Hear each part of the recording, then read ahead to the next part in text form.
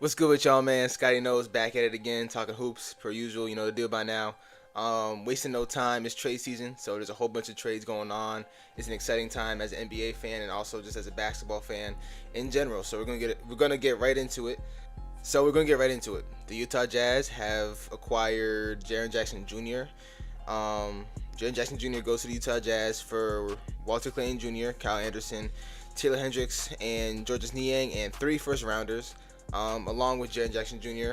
is Jock Landale, John Conchar, Vince Williams Jr. So, initial thoughts on this trade is more so this was out of the blue for sure. This was kind of a trade that I don't think was really like out there at all in terms of social media rumbling or just articles or just um, not a lot of rumors in terms of like a Jaren Jackson trade destination. More so for John Morant, just because obviously with the Memphis Grizzlies things haven't really been going as smooth as you would like it. Their season hasn't really been great. Uh, I'm not. They're currently outside of the playoff positioning. I'm not. They might be in the play-in, but as basketball fans, we understand that the Grizzlies are not the Grizzlies that we've known for the last couple of years in terms of being that young, upcoming team, exciting team, a team that took the Warriors to 6 games in the second round a couple years ago. Obviously, the availability with John Morant has been kind of shaky. The play with Jaren Jackson Jr. hasn't been as consistent as you want it to be. Obviously, they just shipped out Desmond Bain last offseason. Um, so it makes sense that things are headed towards a rebuild. So obviously, the main indicator that Memphis is looking to rebuild their team and kind of like restart their franchise a little bit is just those three first rounders. Obviously, when you acquire that amount of um, first round picks, you kind of you're communicating to the rest of the NBA like, okay, we are willing to ship out some of our core pieces and our main pieces in our franchise currently, um, and we're looking to rebuild and kind of restart the winning process. So yeah, it's obvious that the Grizzlies are going into a rebuild right now. The main question is okay, is John Morant going to get traded soon? Who knows? Obviously, the trade deadline is winding down, so we're not really sure about that at least for this season. But definitely definitely once it gets to the off season and going into the 2026-2027 NBA season, for sure be on the lookout for a John Morant trade as they're looking to rebuild right now for sure. I think the question that goes with John Morant is what suits him best, what teams kind of give him the best fit. In terms of teams that provide the best fit for John Morant, you think of the Miami Heat. I think that would be my favorite destination. Obviously, being in Miami is kind of a big market, right? So you might not want a player like John Morant to be in such a large market like Miami compared to Memphis. But when it comes to the culture that the Miami Heat have, and when it comes to the way the Heat just historically have done things over the past couple of years or over the past couple of decades, I could see a world where John Morant goes to I could see a world where John Morant goes to Miami and kind of reinvents himself, reinvents his brand a little bit, kind of gets the public perception of himself um, just in a better place. So I could see a world where he goes to Miami and he starts to thrive a little bit and he starts to reinvent himself, not just as a player but as a person and his public perception and what the outside public has to think about him. But of course, John Morant is still one of the better point guards in the league, still a star point guard um, in the NBA. Just his production when it comes to being that superstar that he was supposed to become is not really there right now, mainly because of those injuries as well and just missing time on the court. He doesn't play that much. He hasn't played over 65 games in I think 3 or 4 years or however many years it's been.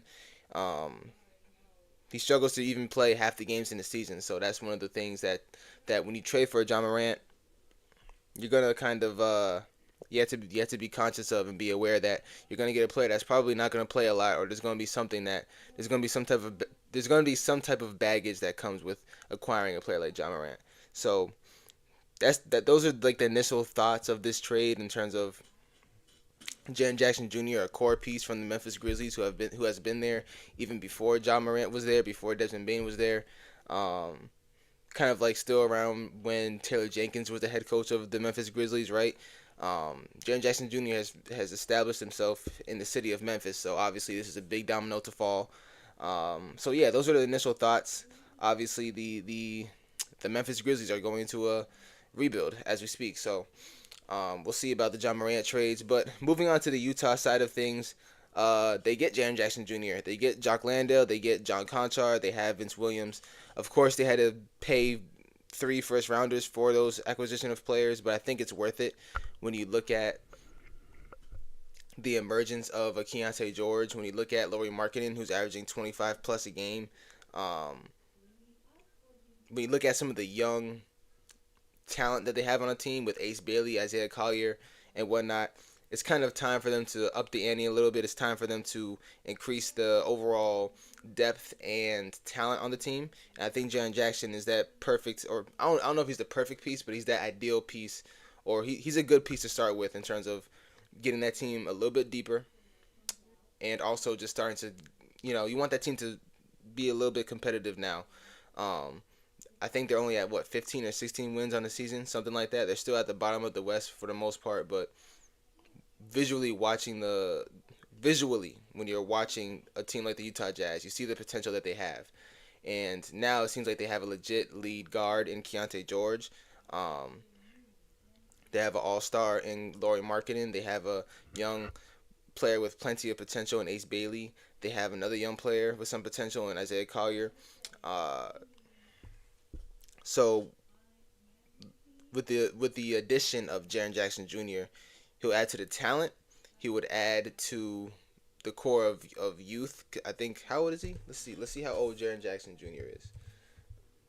Yeah, so he would add to the fountain of youth in Utah, just being the 26-year-old power forward, DPOY, former defensive player of the year. So yeah, and like the Utah Jazz have the worst defense in the league. They have the worst defense in the NBA. Their defensive rating is 122.0, which is which is literally bottom 30th ranked in the league on defense. With this addition of Jaren Jackson Jr., you're going from number 30 to probably middle of the pack average on defense, just because you're getting a DPOY, versatile shot blocking four that could play the power forward or the center position to your team. And defensively, they're definitely going to be better.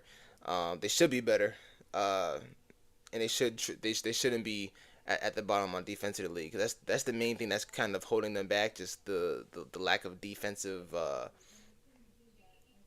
Just willpower. They just need more defenders on the team, more guys that are just tough and that can really intimidate the rim and kind of just make things difficult and make other opponents uncomfortable. Because when you're in the Western Conference, or just the NBA in general, there's too many great and too many skilled players in the league for you to not have good defense. And when you look at the top teams in the league right now, like the San Antonio Spurs or Oklahoma City Thunder, those are two great defensive teams in the NBA. They're the two defensive teams in the NBA. The Detroit Pistons, another great defensive team. The three best teams in the NBA, the three best teams currently in the NBA, are phenomenal at defense. So you definitely need to have defense does win championships. You definitely need to have a great defense in order to, if you're looking to potentially be a contender eventually in the National Basketball Association. So definitely great addition for the defensive side of things, and also just a great addition talent wise. You're getting an all-star caliber player. So I like the trade for Utah. You get rid of those three first rounders, which isn't ideal. You get rid of Walter Clayton Jr., who had some potential as well for the Utah Jazz. But I think it's worth it when you look at a player that can really flip things for you defensively, and when you look at a player that's just like an overall just all-star talent in Jaren Jackson Jr. One more thing to mention about this team is that they're going to be a large team. They're going to be a very large, bigger team. They're going to have a starting lineup of Keontae George, probably Ace Bailey, right? And then Lauri Markkanen, Jaren Jackson Jr., and then when Walker Kessler is healthy, because Walker Kessler is a solid big man. Walker Kessler is a solid center to have in the NBA, right? But he's never really on the court. He's always injured. He's never been the most consistent player necessarily, so when you're looking at a healthy lineup for the Jazz, you're looking at Keontae, Ace Bailey, Lauri Markkanen, Jaren Jackson Jr. at the 4, and then he could play a little bit of 5 as well. Those are the that's the benefit of having Jaren Jackson Jr. on your team. He can play the 4 or the 5, and then you have Walker Kessler just anchoring the backside defense. So definitely a huge lineup. When we look at the X factor in this lineup, it would definitely be the development of Ace Bailey. Ace Bailey is kind of having a bit of an up and down rookie season, but at the same time, when you look at the way he's playing and look at his game, it's nothing that I haven't expected him to do necessarily.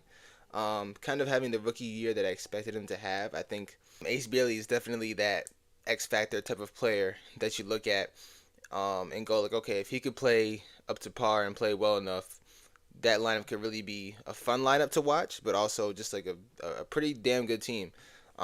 We look at the totality of the roster, especially when you have an Isaiah Collier having like 22 assists in a game. So, and then obviously they have all those pieces of depth when it comes to Jock Lando, I believe just got traded again, but I'm not sure about Jock Lando. But John Conchar, Vince Williams Jr., or I don't know.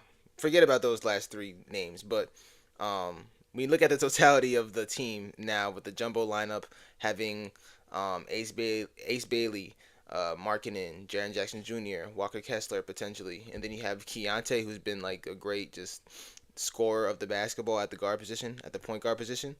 Um, it all seems like it fits pretty nicely, even though it's a bigger lineup. So there are some questions just being a big lineup and how that's really going to work. But to me, the better that Ace Bailey develops and the better that he plays, and the better that Ace Bailey plays, the better this lineup as a whole is going to be.